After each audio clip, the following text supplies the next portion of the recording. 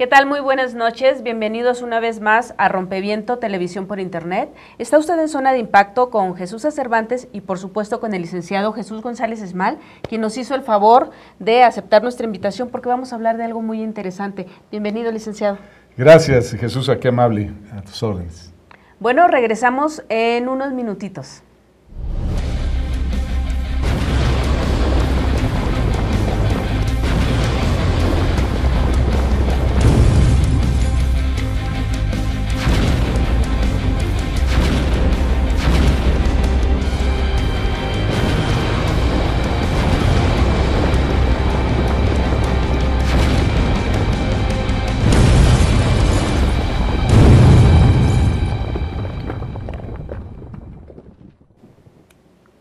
Bien, como les decía, en esta ocasión tenemos al licenciado Jesús González Esmal con nosotros y mire, le estoy hablando de un tema que lo hemos calificado interesante porque estamos únicamente a 5 días de que el señor Enrique Peña Nieto tome posesión como presidente de la República y proteste como tal en la Cámara de Diputados por allá por San Lázaro.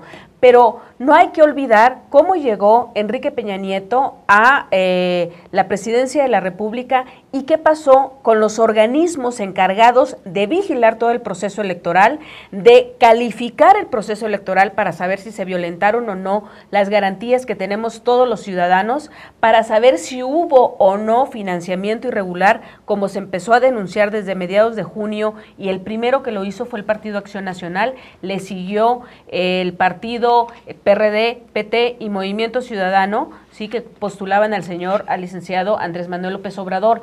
Lo interesante de todo esto es que ante la falta de ejercicio de sus facultades plenas de parte del Instituto Federal Electoral y del Tribunal Electoral del Poder Judicial de la Federación, bueno, los ciudadanos se organizaron, ¿no, licenciado? Así fue. Y establecieron un Tribunal Electoral Ciudadano.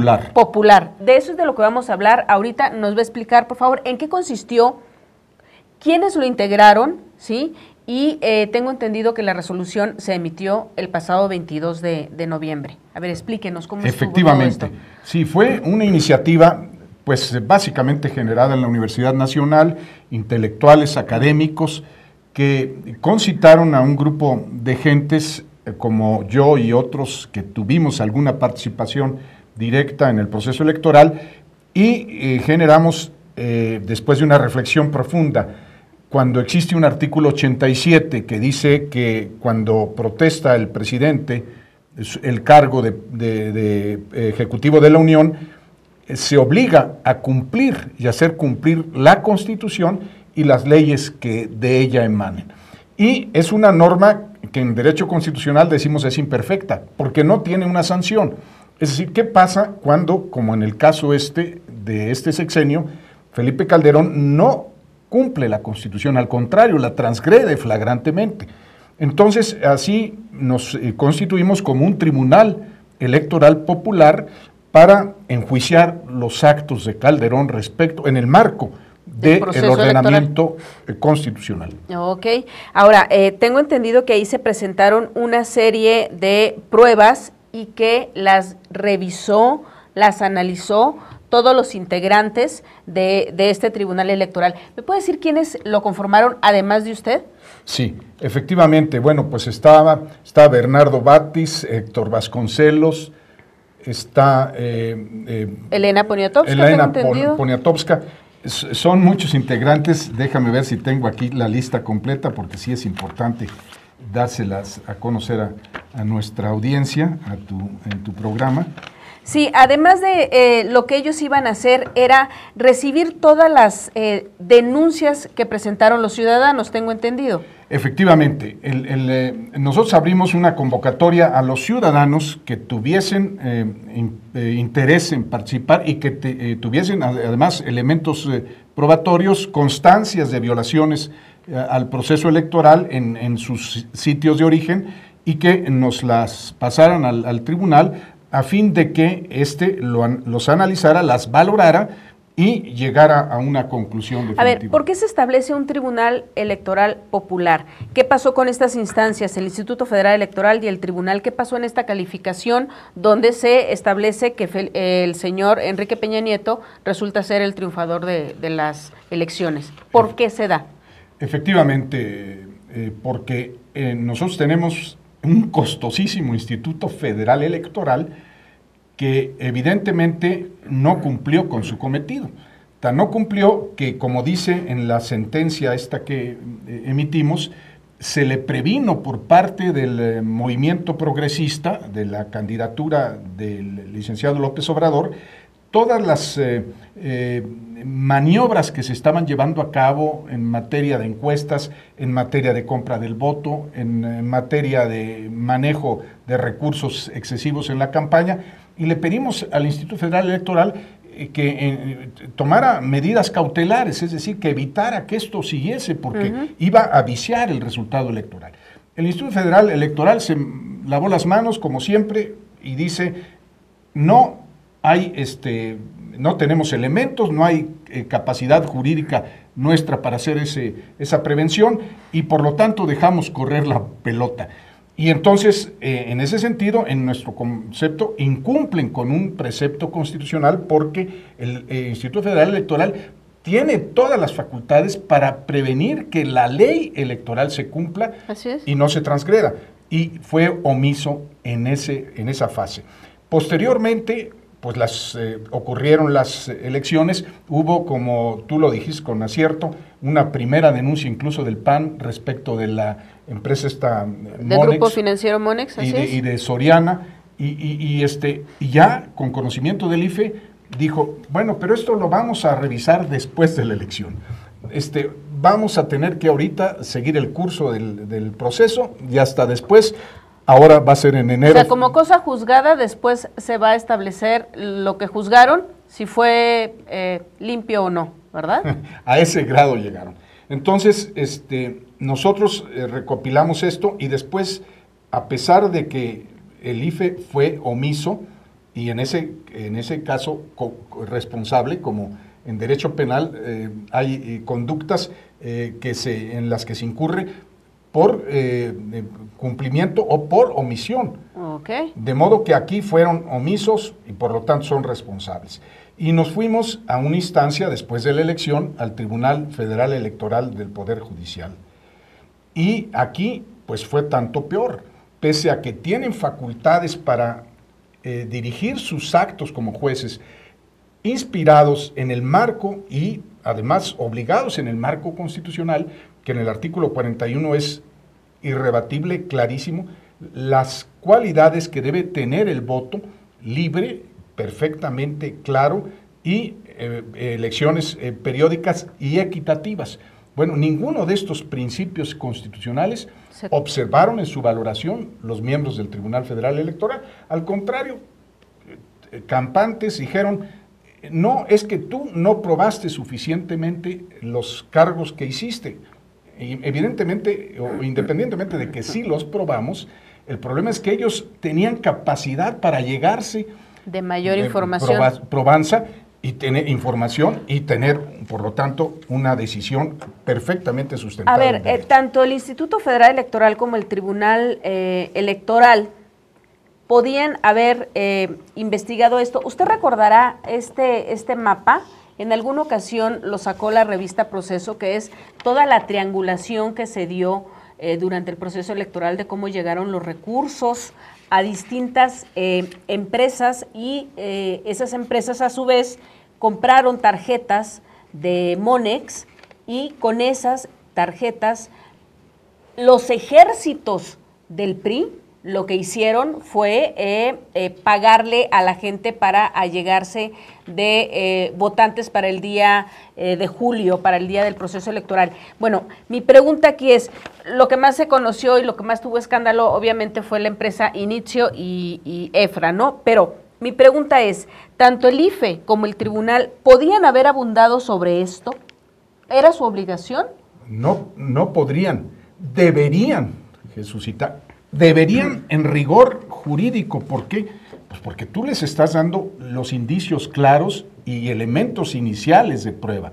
Ellos debieron haber acopiado mucho más probanza porque tienen facultades de llamar a las empresas estas, a la COFETEL, a la Comisión Nacional Conducef, la Comisión de Usuarios de Servicios Financieros y a la Comisión Nacional Bancaria. Así es. Porque ellos tienen todas las facultades para hacerlo. Nosotros, como ellos creyeron o juzgaron las cosas como si hubiera sido un problema entre particulares, ¿no? Entre particulares en el proceso hay igualdad.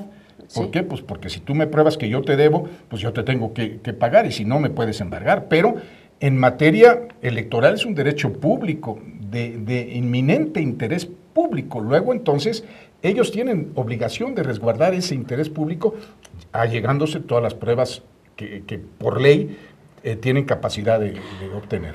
Entonces, al no haber cumplido con su obligación estas dos instancias, ustedes es que deciden establecer este Tribunal Electoral Popular. Efectivamente. ¿Cuál es el veredicto que establece? ¿Qué tantas pruebas? ¿Hay pruebas nuevas? ¿Las hubo? ¿Se presentaron? ¿O fue nuevamente lo que ustedes ya habían entregado ante el Tribunal Electoral?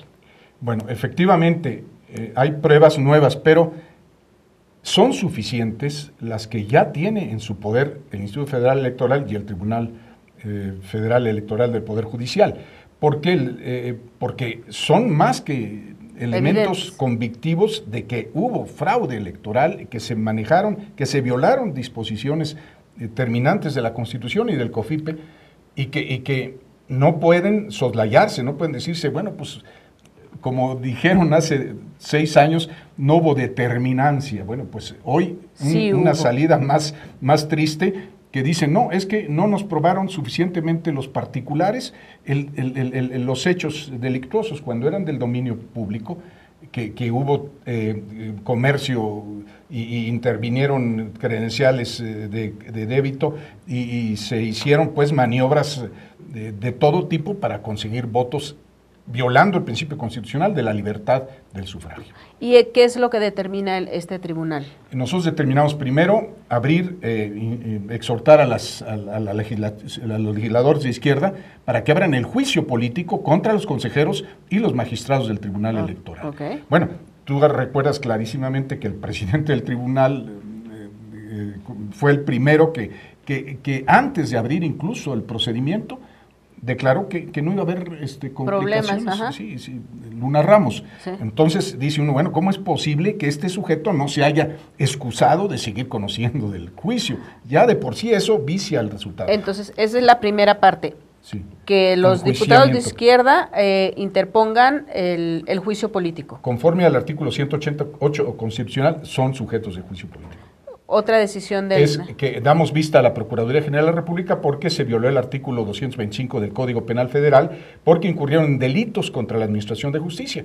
Okay. No solo retardando la justicia, sino se dice contra constancia de actuaciones. ¿Qué quiere decir? Que ellos tenían las pruebas suficientes como para haber resuelto en el sentido de invalidar la votación e hicieron lo contrario. Este es un delito que se llama contra la Administración de Justicia, perfectamente previsto en el Código Penal Federal. ¿Y una más? ¿Fueron las dos únicas resoluciones? Sí, en rigor esas son las dos resoluciones y naturalmente la condena política nacional, que es, pues lo sabemos que está en la conciencia nacional y que los mexicanos estaremos atentos. Que si de no hacerlo, esa es la tercera, de no hacerlo un diputado o diputados de la izquierda, los ciudadanos en ejercicio de nuestro derecho a la acción ciudadana podemos hacerla ante la Cámara de Diputados, incoar ya el procedimiento. Vamos a ir a un breve corte, pero antes déjenme recordarles que hay unos videos que fueron del conocimiento de todos, los vamos a pasar en el siguiente corte. Son esos videos sobre la figura de Enrique Peña Nieto, usted recordará cuando la Ibero y todo este tipo, que nos pintan un poco lo que es el personaje y quién va a ser el Ejecutivo Federal en los próximos 6 años, y va a ver usted al que juzgó este Tribunal Electoral, justamente a esa persona. Regresamos ahorita en unos segundos, por favor no nos minimice.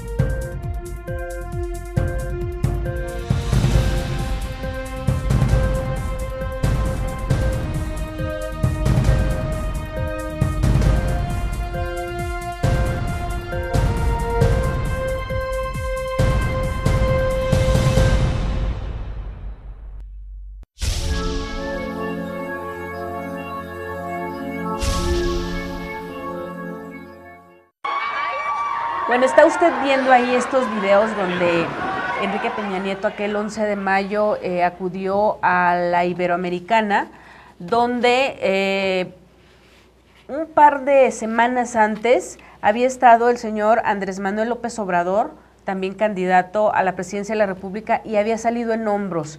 Entonces, era la expectativa de cuando llegara el señor Peña Nieto era mucha, porque gente de su equipo de trabajo había estado justamente en la Iberoamericana, fueron estudiantes de ahí, estudiantes reconocidos. Ahí usted está viendo cuando se esconde en uno de los sanitarios y le está pidiendo al capitán Cuevas, en ese tiempo encargado de su seguridad durante el proceso electoral, le está pidiendo una salida. ¿Por qué? Porque no conocían la Ibero.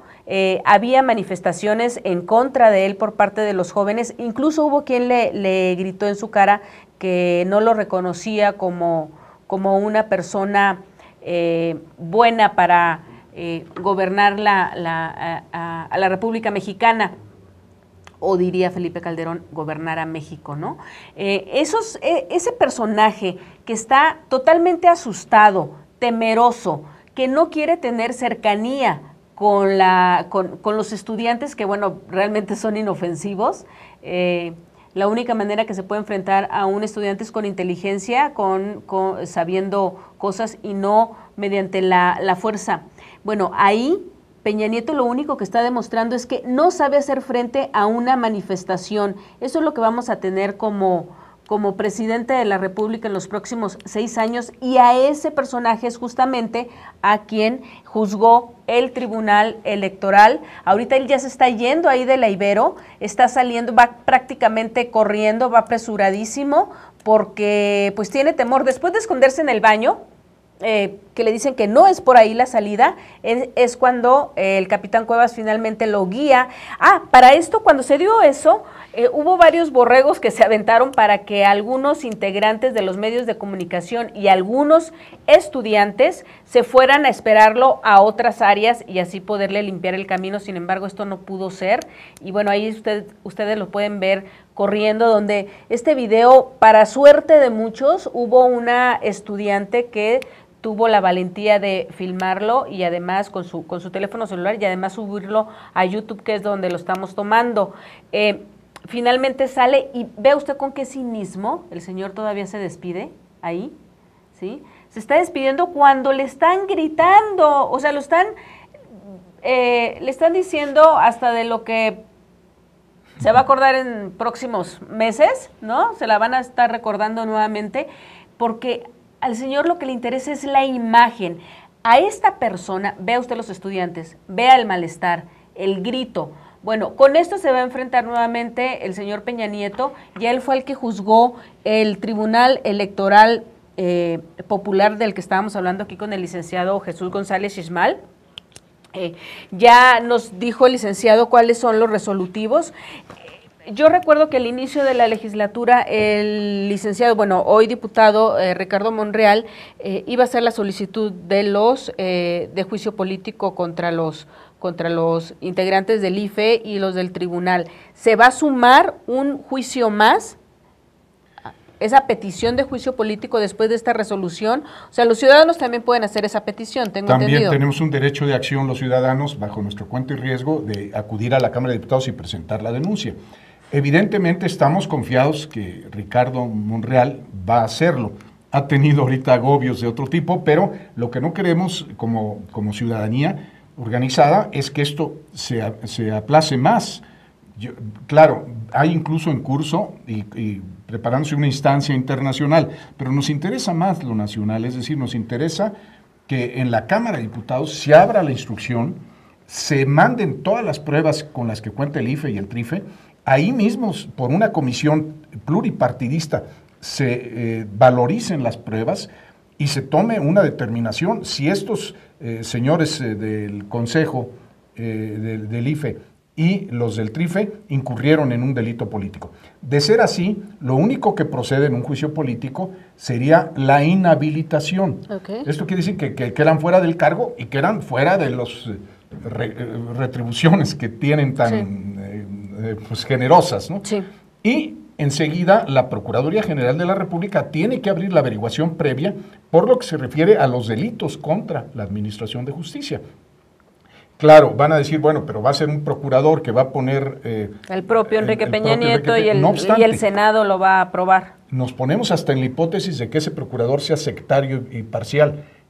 También podemos someter a juicio político al procurador para inhabilitarlo. Que el pueblo no se quede con los brazos cruzados. A ver, lo que estoy yo entendiendo también es que, aunque es complicado que se les juzgue finalmente porque tienen mayoría en la Cámara de Diputados, porque tienen mayoría en el Senado de la República, el PRI, son diputados y senadores de Enrique Peña Nieto, lo que se pretende también es no quedarse con los brazos cruzados y que la gente no olvide, ¿no? O sea, es como, no sé, yo ahorita lo que he estado viendo en los medios es... entre más se acerca la posibilidad de que el señor Peña Nieto tome protesta, es que ya no pasó nada, no hubo compra de votos, todo se dio perfectamente bien y no queda en el consciente colectivo, queda aquella frustración de que me robaron mi voto, haya votado por quien haya sido, pero no fue por el señor que hoy van a poner. Entonces, de lo que se trata es de que no se olvide, porque además está la instancia internacional.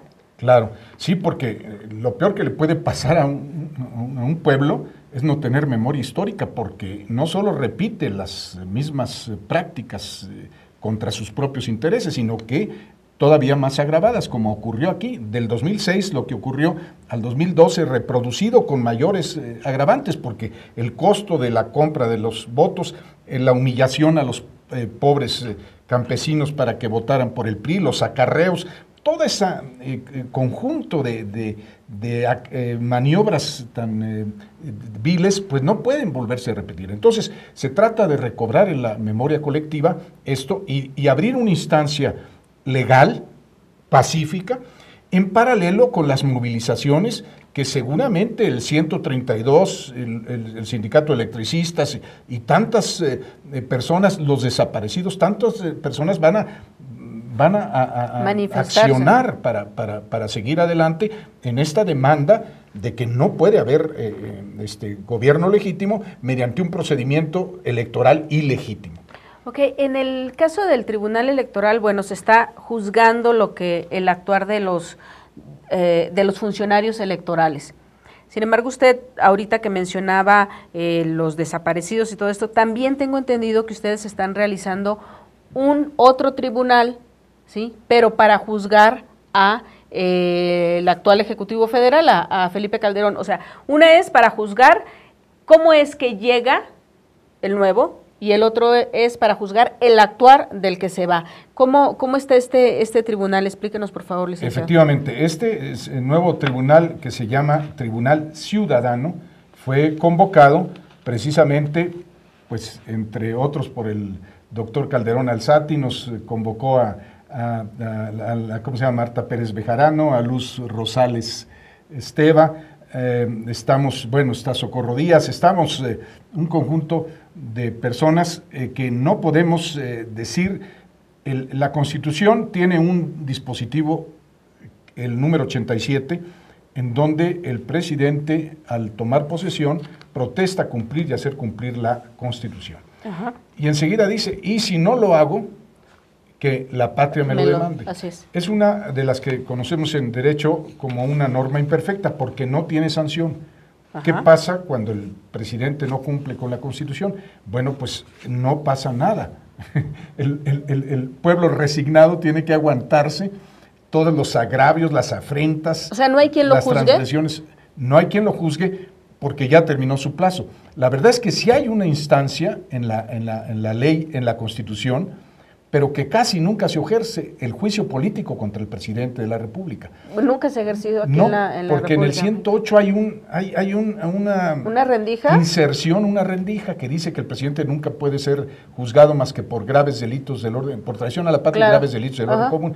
Esto no puede interpretarse como una impunidad plena al presidente, porque estaríamos negando el sentido republicano de nuestro modelo político, sino como una protección, como una inmunidad, no una impunidad, sino una inmunidad en el sentido de que durante el encargo sí tenemos que ser cautelosos, pero por otro lado el artículo 109 de la Constitución dice que cuando el presidente es sujeto a un juicio político no debe hacerse la instancia ante la Cámara de Diputados, sino directamente a la de senadores. Okay. Bueno, frente a esta confusión, lo que nosotros queremos es que hoy el pueblo cree esto que estamos haciendo, un tribunal ciudadano para juzgarlo y inmediatamente invocar otra vez a la Cámara a los legisladores para que se reglamente lo que se llama la reconvención o la revocación del mandato. Eso sería para los próximos, para los que vienen. Que sepa el que viene que no va a ser eterno o sexenal sus perjuicios a la República. Hace como un mes se presentó una iniciativa para la revocación de mandato, pero bueno, se mandó a comisiones y esto ha sido siempre el jaloneo de la reforma electoral, ¿no? Que incluso en la pasada reforma, en este mismo año, en el Senado de la República, quedó mocha, ¿no? Y se quitó justamente la revocación de mandato para cualquiera que esté ejerciendo un cargo público. Ahora, si ya tenemos un tribunal ciudadano, ¿qué es lo que vamos a hacer ahí? También habría la posibilidad de que todo lo que se recabe ahí de pruebas pueda ser llevado ante una instancia internacional, como le está sucediendo hoy al expresidente Ernesto Zedillo por el caso de Actal. Usted recordará, a él no se le juzgó aquí. Sin embargo, en los Estados Unidos, porque allá está la sede del organismo internacional, se le está juzgando. ¿Pudiera proceder esto en el caso de ustedes? Incluso ya se nos adelantaron abogados jóvenes, hay ya una instancia abierta, una acusación contra el señor Calderón en la Corte Internacional. O sea que sí, ya incluso la Corte Internacional, en la que suscribió México apenas hace unos años, ya abrió el procedimiento. No lo ha substanciado todavía, pero ya hay una demanda ante la Corte Internacional. Y nosotros lo que estamos haciendo es reforzar ese caudal probatorio bueno, yo suscribí esta demanda, pues, pero muchos de los que estamos en este Tribunal Ciudadano lo estamos haciendo, reforzando esto. Pero además de esa instancia internacional, la interna, que es que en la conciencia del pueblo quede que el señor ejerció su cargo sin apego a la Constitución. Okay. Mire, vamos a ir a un pequeño corte, pero antes les adelanto que una de las cosas que va ahorita a desglosar el licenciado Jesús González Esmal es cómo fue que se violentó la Constitución en partes tan sustanciales y que tienen que ver con nuestra vida privada, que es el no ejercer el tránsito de una manera libre, los retenes que se dieron, el llamado a una guerra donde se generaron tantos muertos y desplazados y, por supuesto, la suspensión de facto de las garantías individuales de muchísimos poblados de la República, ¿sí? Y que a nivel nacional de ellos poco se supo, pero ahorita nos los va a describir el licenciado González Esmal. Por favor, no nos minimice y continúe con nosotros.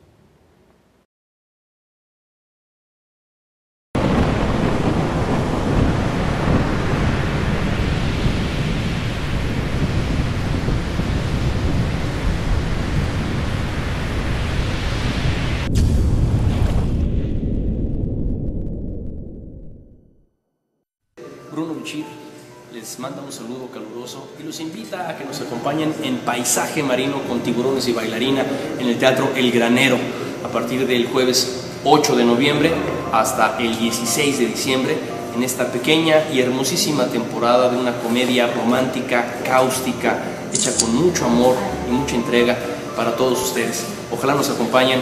Paisaje Marino, Teatro El Granero, Bruno Bichir. Gracias.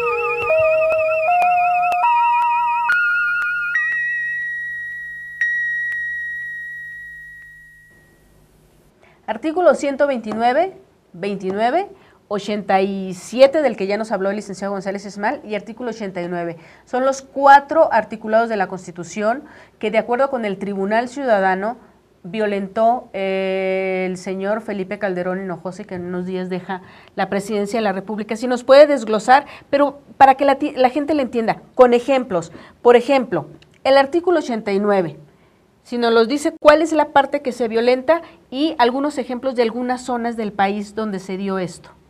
Bueno, efectivamente, el artículo 89 de nuestra Constitución preserva bueno, hay distintas fracciones del 89. Hay una de las fracciones faculta al presidente para preservar la paz pública, es decir, cuando necesite pues utilizar las Fuerzas Armadas, en qué condiciones puede hacerlo. Hubo una autorización de la Suprema Corte, hay que decirlo, que le autorizó al presidente eventual y excepcionalmente utilizar las Fuerzas Armadas. ¿Pero esta no fue una jurisprudencia? No. Fue nada más un permiso provisional, tengo entendido, y fue a los meses de haber llegado él. Efectivamente. Y rectificó ya la Suprema Corte y dice, no, la Constitución prevalece. El constituyente tuvo una visión muy clara. En tiempos de paz, dice el artículo 129, la facultad que está inscrita en el 89 no se puede ejercer más que en relación con el 29. Okay. Parece complicado, pero sí. Bueno, ¿qué dice el 129? En tiempo de paz, las Fuerzas Armadas deben estar restringidas a su ubicación en las guarniciones o zonas militares, o los cuarteles, decía en un lenguaje anacrónico de la Constitución. Entonces, ahí, esa es la norma general. Ahora, ¿cuáles son las excepciones? Grave perturbación del orden público, amenaza internacional. ¿Cómo lo debe el presidente solicitar que esa norma en donde dice que los soldados deben de estar restringidos en sus actividades puedan salir a las calles? Entonces dice la Constitución, tú presidente, pídele permiso. ¿Solamente? Primero, solamente o excepcionalmente. Primero, al procurador de justicia, tú tienes que reunir al secretario de Gobernación y pedir permiso al Congreso de la Unión. Si no está en sesiones, a la Comisión Permanente. Para que ellos te autoricen y te digan, efectivamente, se dan las condiciones, te permitimos que saques al ejército. Hechos que no se dieron. Hechos que no se dieron. Nunca le hizo la solicitud, nunca le comprobó y le acreditó el estado de emergencia. ¿Por qué? Porque ¿a qué motivación estaba obedeciendo el señor Calderón Hinojosa? Pues a su acuerdo con el presidente Bush de Iniciativa Mérida, que le dijo a Bush, oye, ¿te acuerdas que estaba en ese tiempo las elecciones, a punto de haber elecciones? Bush quería llevarse una medalla de su encuentro en Mérida y por la candidatura de McCain, que era el republicano, y entonces salió y regresó después de verse en Mérida con Calderón y regresó a los Estados Unidos y dijo, ya me dijo el presidente de México que va a sacar a su ejército, que va a expatriarnos o a extraditarnos a los capos del crimen organizado y que va de facto a suspender garantías para resolver el problema de fondo. Entonces, evidentemente, con eso Calderón no se preocupó de llamar al Congreso y decirle, oye, esta es la situación y voy a sacar al ejército. Se fue por la vía fácil, lo hizo de facto. En el artículo 29, que de acuerdo con ustedes violentó el licenciado Felipe Calderón, hay una parte donde se establece que él tiene la facultad de poder suspender las garantías cuando se dan este tipo de hechos, ¿no? Nunca se suspendieron de manera oficial estas garantías, ¿no? Sin embargo, se dieron de facto en muchísimos estados. Ustedes de Coahuila, usted ahí tienen una presencia del narcotráfico impresionante y hay muchísima violencia. ¿Ahí se suspendieron las garantías? De hecho, vivimos un estado de excepción. Tú no puedes salir a la calle después de las 8 de la noche porque te arriesgas a que no sabes si son soldados, si son policías, si son malandros, si son narcotraficantes. Es una confusión plena, que fue lo primero que provocó Calderón con esta medida, que se confundiera qué función tiene la Marina, qué función tiene el Ejército, qué función tiene la Policía Federal, qué función tienen las estatales y las municipales. Hizo de aquello un engendro tal que nadie sabe, pues, el ciudadano y de ¿Con quién se tiene que enfrentar? Entonces tú, por ejemplo, de aquí a Monterrey pasas no menos de 4 retenes, donde estás haciendo cola a veces de 1 hora para que llegues a un punto donde puede estar un soldado, puede estar un marino, puede estar un federal o puede estar un estatal. Y te dice, bájese de su coche porque lo vamos a inspeccionar. Oiga, ¿con qué derecho? ¿Dónde se decretó la suspensión de garantías? No, porque hay un Estado, el presidente tiene facultades y estamos, ¿cómo se llama?, buscando armas ilícitas. Bueno, pero no supe yo que le pidiera permiso al Congreso para hacer esto. No, usted bájese. Claro, uno tiene que condescender, primero por tu propia seguridad, segundo, porque los propios soldados o federales están obedeciendo las órdenes. Claro, no te vas a enfrentar a ellos. Entonces, bueno, te bajas. Bueno, esto significa pérdida de tiempo, riesgo, porque si tú pasas en la noche o en la madrugada, mejor que te vayas con cuidado, porque incluso son suplantados por malandros, ¿eh? No solo... Sí, traen uniformes, ¿no? De la Marina o del Ejército. De la Policía Federal, y uno dice, bueno, y son los que a veces precisamente cometen los ilícitos. Entonces pregunta uno, ¿qué caso tiene esto si el que pasa por ahí, pues en general somos gentes que vamos a una actividad lícita, y todos los que viven de los delitos, pues evidentemente no van a pasar por ahí, ¿verdad? Pues, es muy Entonces, obvio. esta es una violación al artículo 29 cuando se suspenden. Felipe Calderón suspendió las garantías individuales de facto. En Tamaulipas hay muchísimos lugares, incluso hay poblados que se quedaron solos ahí en Tamaulipas. Usted recordará, habrá llevado como el segundo año de Felipe Calderón, hubo poblados que se quedaron solos. Miguel Alemán. Sí, hubo poblados e incluso se intentó poner a jovencitas a cargo de la seguridad pública en algunos ayuntamientos y terminaron huyendo las pobres, porque obviamente cómo se iban a enfrentar, ¿no? O sea, el presidente de la República, Felipe Calderón, quien la ejerció durante 6 años, lo que hizo fue poner en riesgo la vida de los ciudadanos a quienes tenía que proteger de acuerdo a la Constitución. Correcto. Eso es en lo que podríamos cerrar de todo lo que se trata este tribunal ciudadano. Cómo violentó, cómo puso en peligro y cómo utilizó las instituciones sin recurrir a las instancias que debió haber hecho. Correcto. Pero algo todavía, además, que la iniciativa Mérida implica de suyo un tratado internacional que tampoco lo sometió a aprobación del Senado. ¿Y qué pasa con la iniciativa Mérida? Que él recibe un dinero de los Estados Unidos. Sí. ¿Para qué? Para extraditar para realizar mexicanos, acciones. Ajá. Sí, para extraditar mexicanos que estaban procesados en México, debieron haber seguido teniendo su proceso aquí. Los extradita, ¿y qué le está dando a los Estados Unidos? Pues la información de dónde están las organizaciones delictivas en México, es decir, la organización que un buen policía necesita para atacar el problema. Se la dio a Estados Unidos. Por eso, perdona que te lo diga, por eso en Wikileaks nos enteramos de que el entonces embajador Carlos Pascual tenía las decisiones, porque la CIA, la DEA y el FBI tienen toda la información. Y él decía si iba a intervenir el ejército o la Marina en la detención de Beltrán Leiva o del Tony Tormentas en Cuernavaca. Llegó a desquiciarse el sistema. Entonces esto también es una grave lesión y también conculca derechos fundamentales constitucionales. Bueno, entonces si permitió que instancias de otro país tomaran las decisiones, ¿se le puede juzgar por traición a la patria?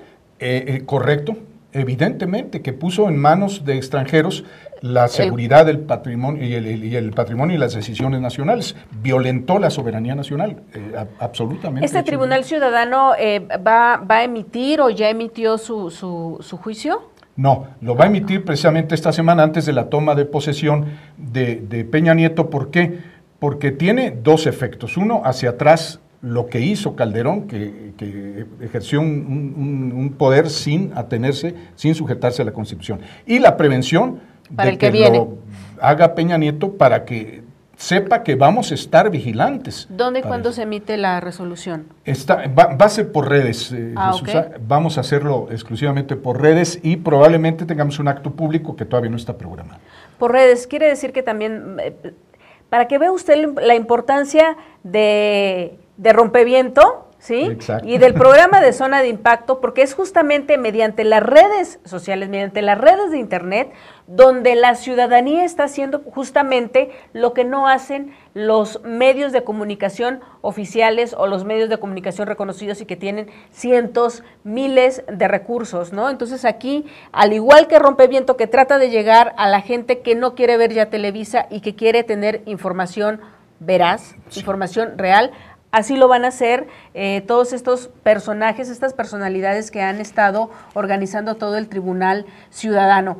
Bueno, vamos a regresar, me están avisando, todavía tenemos un minutito de este corte, antes de cerrar el siguiente segmento con todo lo que tiene que ver con la llegada de Enrique Peña Nieto y su toma de protesta en la Cámara de Diputados en San Lázaro y cómo es ahorita también ya tomada, valga la redundancia, por el Ejército Mexicano y por el Estado Mayor Presidencial, las principales calles de aquí del país, para que el señor Enrique Peña Nieto tenga una toma tranquila y vamos a ver por qué lo están haciendo así.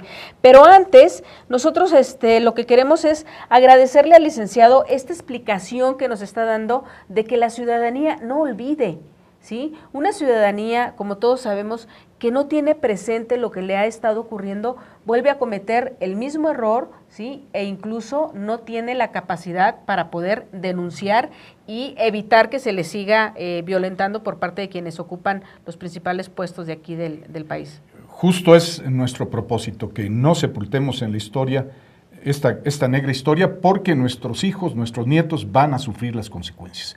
Es nuestra responsabilidad como generación ahorita activa preservar y defender estos derechos constitucionales, si no, la Constitución cada día tiene menos valor en nuestra vida pública. Bueno, pues regresamos en unos minutos, vamos a unos pequeños cortes y por favor siga con nosotros.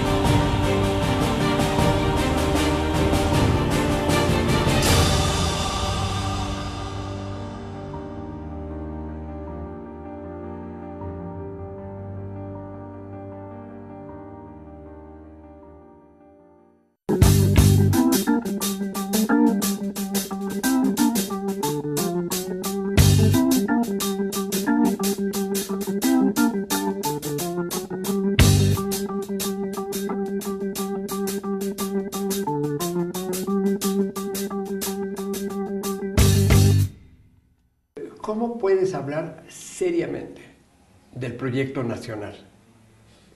Yo te voy a presentar proyecto nacional. ¿Quién carajo soy yo para hablarte de un proyecto para todos los mexicanos?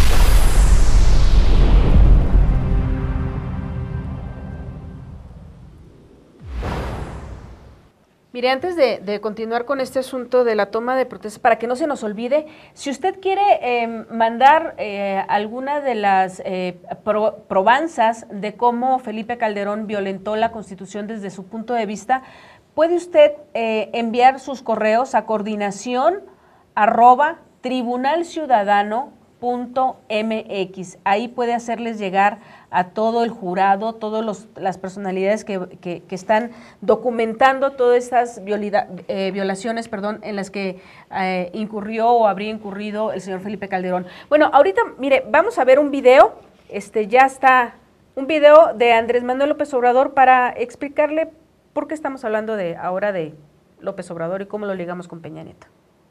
En lo que a mí corresponde, en esta nueva etapa de mi vida, voy a dedicar toda mi imaginación y trabajo a la causa de la transformación de México. Lo haré desde el espacio que representa Morena. Por esta razón, me separaré de los partidos del movimiento progresista. No se trata de una ruptura, Me despido en los mejores términos. Me separo de los partidos progresistas con mi más profundo agradecimiento a sus dirigentes y militantes. De modo que lo primero será consolidar la organización interna de Morena, manteniendo el carácter de movimiento amplio, plural e incluyente. Es decir, Morena continuará siendo un espacio abierto a todos los ciudadanos, a todas las corrientes del pensamiento y a todas las clases sociales. Recuerde, usted puede enviar todas las denuncias o probanzas que para el Tribunal Ciudadano que puedan servirle para hacerle este juicio al señor Felipe Calderón. Usted puede mandarlo a coordinación@tribunalciudadano.com. Justamente está en su pantalla ahorita de computadora. Ese es al que usted puede enviar toda la documentación o testimonios que considere prudentes de estas violaciones a la Constitución por parte de Felipe Calderón. Bueno, ¿por qué estamos presentando este video de Andrés Manuel López Obrador de aquel día cuando se separó de Morena? Porque va a haber, el próximo sábado, va a haber presuntamente 3 eventos. Estará el oficial, donde va a llegar Enrique Peña Nieto a la Cámara de Diputados en San Lázaro. Se espera que él llegue cerca de las 10:10 de la mañana y esté ahí no menos de los 10 minutos. Se espera que esté entre 8 y 9 minutos, en lo que nada más protesta como presidente de la República, se le pone la banda presidencial y protesta. Por otro lado, va a haber, ya lo han anunciado integrantes del Movimiento 132, de estos jóvenes universitarios, va a haber eventos en repudio a la asunción de Enrique Peña Nieto. Y por otro lado, va a estar el señor Andrés Manuel López Obrador en San Ángel, también haciendo... En la columna de la Independencia. En la columna de la Independencia va a hacer también un acto donde se va a referir, por supuesto, a la manera en que llegó Enrique Peña Nieto a la presidencia de la República. La diferencia de el actuar de Andrés Manuel López Obrador, aquí lo estamos destacando porque él en ese video se separa de los partidos políticos, ¿sí?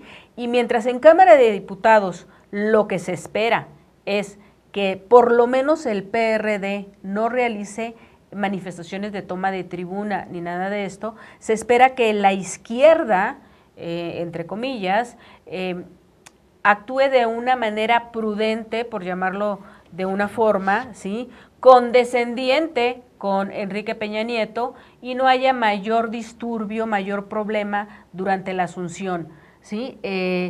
A mí me gustaría que usted, quien fue diputado federal, quien sabe cómo funciona el Congreso de la Unión, me dijera la diferencia, cómo siente usted que van a ser estos dos eventos. Por un lado, Andrés Manuel López Obrador, que tiene gente de izquierda a su alrededor, conformado en este nuevo movimiento de regeneración nacional con vías a convertirse ya en partido político, y cómo estarían actuando.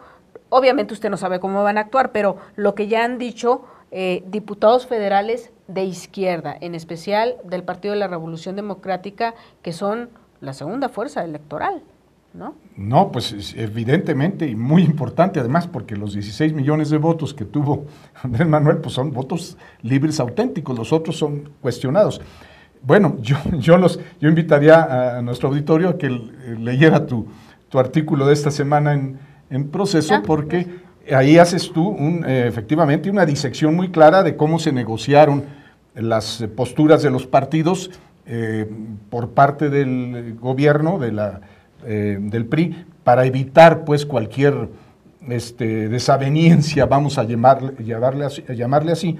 Pero yo sí creo que puede haber actitudes que no coincidan con esa docilidad, en el sentido, no hay que hacer nada pues espectacular, pero sí una manifestación de protesta, porque esta que tú mencionas del Ángel de la Independencia va a reproducirse en los 32 estados de la República, y muy probablemente se calcula en más de 1,500 municipios.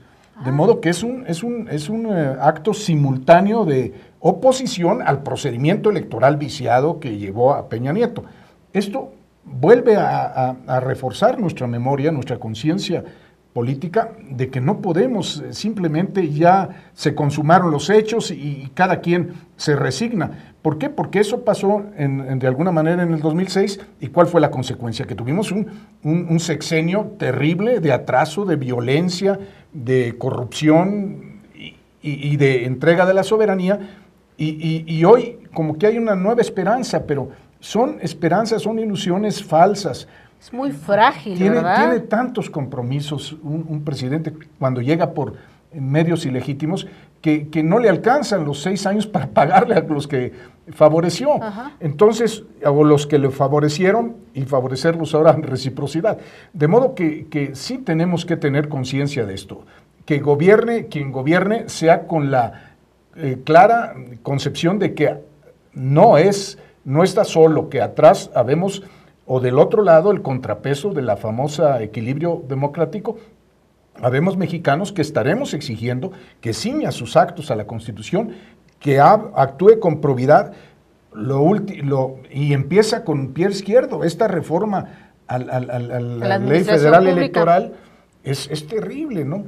¿Por qué? Pues porque quedaron intactos los privilegios de los capos de los sindicatos nacionales y quedaron disminuidos los derechos de los trabajadores. Ah, la ley laboral se refiere, la ley federal del trabajo. Por lo que usted me está diciendo es, regresamos nuevamente a lo que es, tenemos dos realidades, dos mundos. El mundo ficticio, que es el oficial, y el mundo de la ciudadanía, que es la que se va a estar manifestando en los 1,500 municipios en contra de esta asunción al poder.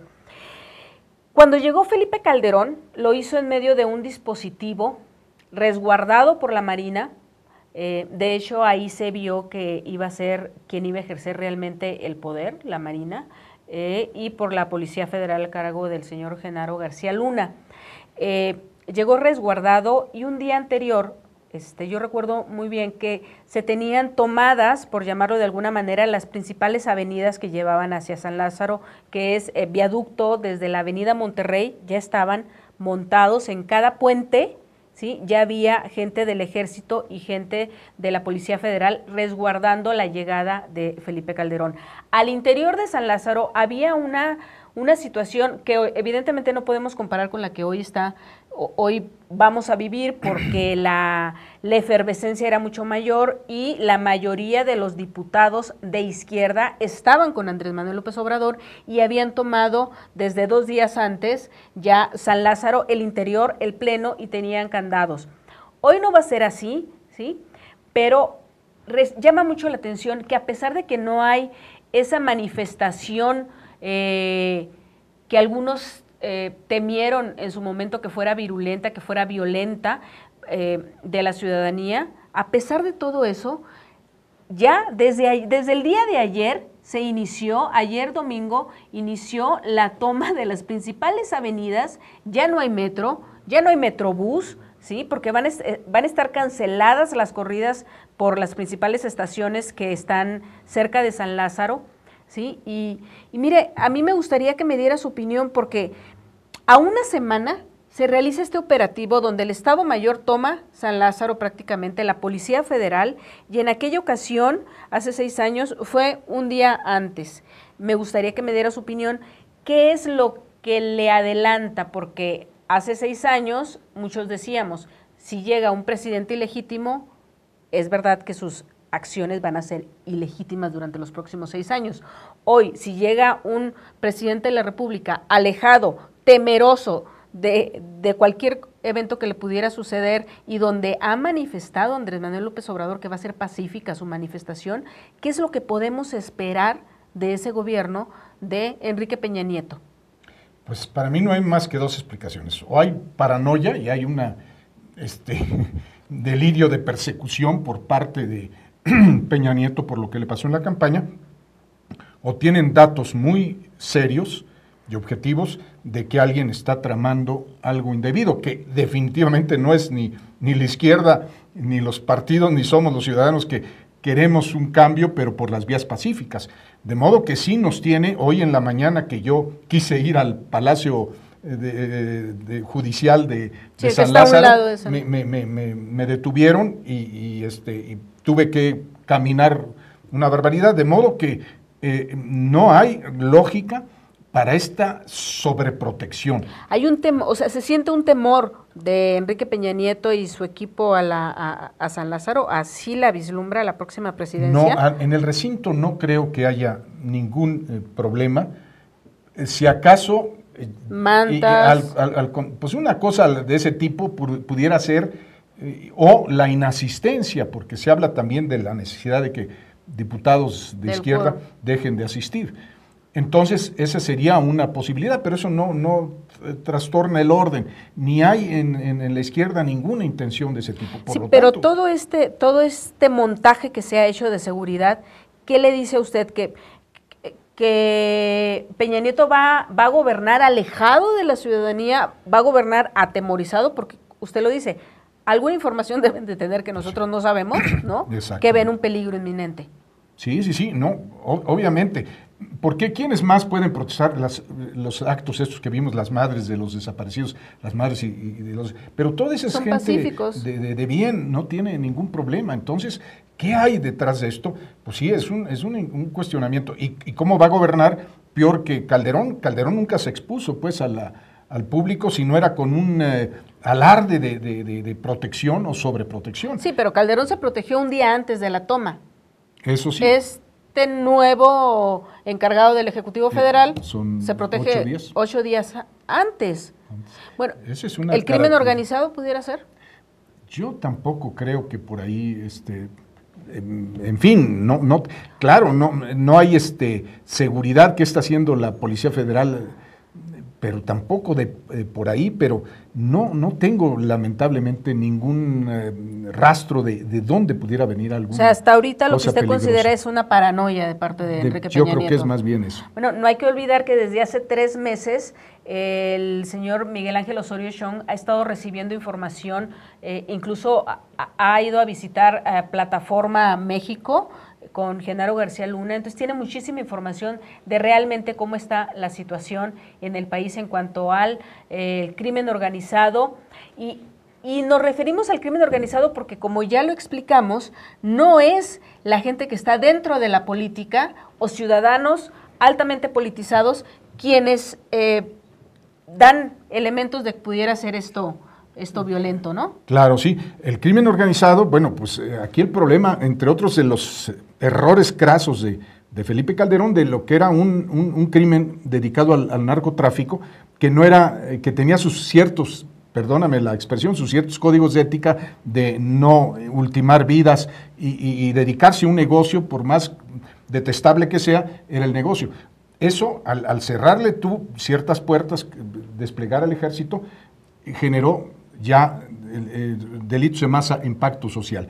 El secuestro, la extorsión, el sicarismo y muchos otros. Y eso parece ser que es a lo que se le teme Pudiera ahorita, ser. pudiera ser. Les agradecemos mucho haber estado con nosotros, se nos acaba el tiempo, nos vemos el próximo lunes y por favor no olvide que usted estuvo en Zona de Impacto. Mi nombre es Jesús Cervantes y le agradecemos al licenciado Jesús Esmal haber estado con nosotros. Gracias a usted, Jesús, muy amable.